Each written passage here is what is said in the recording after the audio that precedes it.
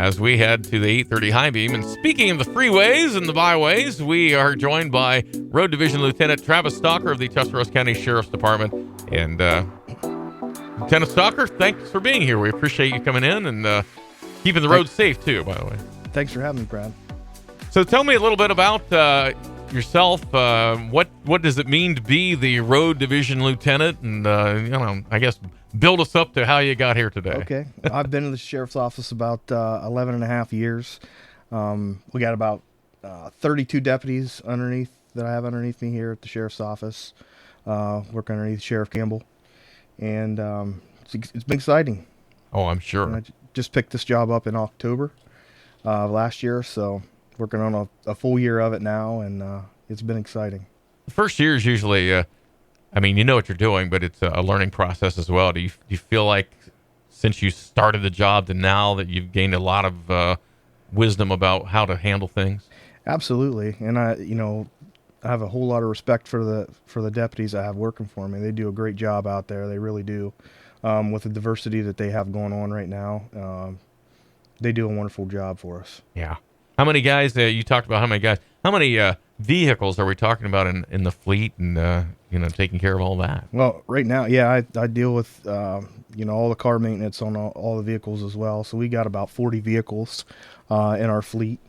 Not to mention those are just patrol cars, and then we have our transport vehicles, our vans and whatnot. But yeah, they're constantly.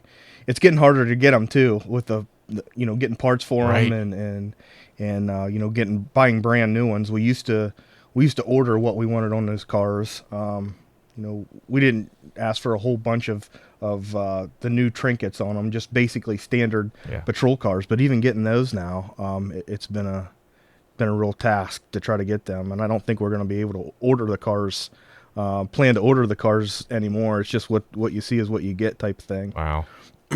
But you'll make it work somehow then, right? Yep, well, absolutely. Something to look forward to. Absolutely. That you don't have right now. So with that all in mind, it looks like you got an open house coming up that people might be interested in. So Absolutely. Tell me about that. It's going to be this Wednesday, November 16th from 5 to 7. We have an open house going on. It's for the Corrections Division. We have 3 corrections officers that spent 31 years at the Sheriff's Office, and they're to be commended for that. Yes. But yep, being that we have those corrections officers retiring, we're going to need some more corrections officers. So, it's from 5 to 7. If you can't make it from 5 to 7, if you go to our Facebook page or our web page, there's an application there that you could fill out. But we would love to see you all come out and. What are we going to get to look at the corrections? I mean, were we looking at the jail or what are we doing? We'll do a walkthrough of the Sheriff's Office. We'll do a walkthrough of the jail. There'll be corrections officers there, some supervisors there. If anybody has any questions in regards to what it's like to be a corrections officer, we're going to be able to answer those questions for you.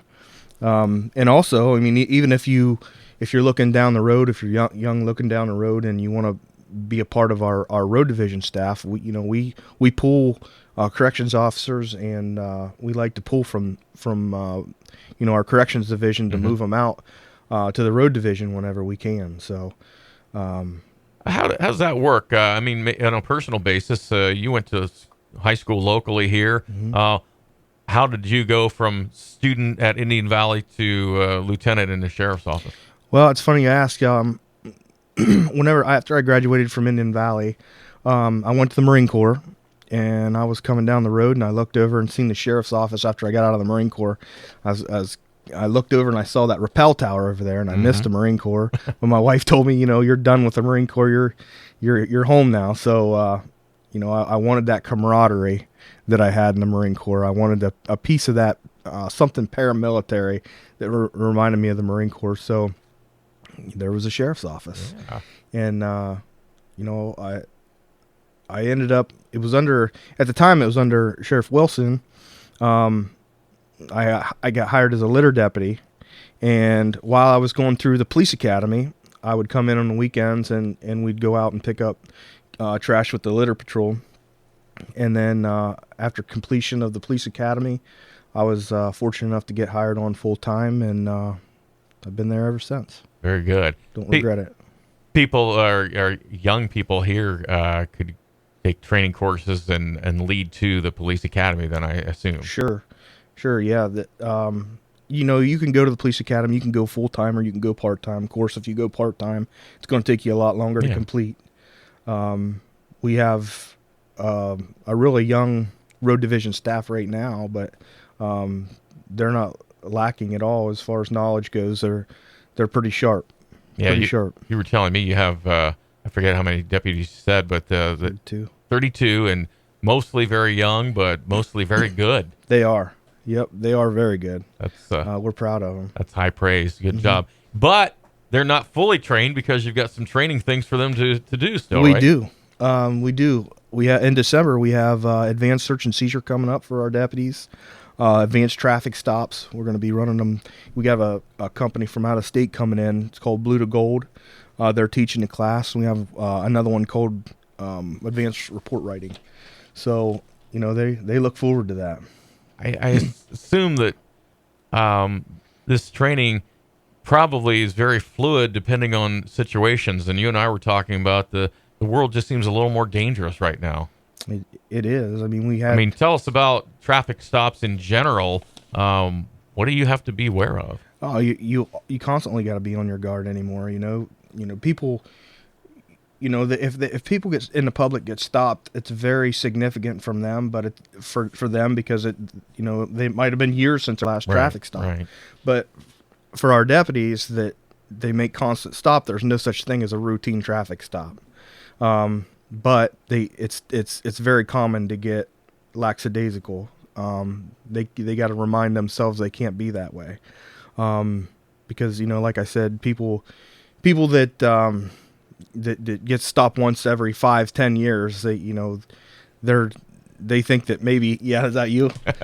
They think that that deputy's being a little bit too stern maybe whenever he comes up, but they've got to be cautious as well. They got a job to do and make sure that they're coming home safe. And with search and seizure, that sort of thing, that sometimes involves court rulings and how you have to proceed with in certain areas. Absolutely, that is a very important one. I mean, they're all important, but that's kind of the cornerstone. There is search and seizure. You don't want to violate anybody's rights, and that lets the deputies know what they can do and what they can't do, and what they got to take extra steps to do. To be there in that vicinity, right. Take extra steps to be there. Whether that be like a search warrant or whatever, that class will tell you where you need to be or can be. You ever find yourself surprised to learn something new? Like, I absolutely. There's always. I mean, you never know what's going to come across that radio, and every now and then. I mean, a lot of the calls are similar, but none of them is exactly the same.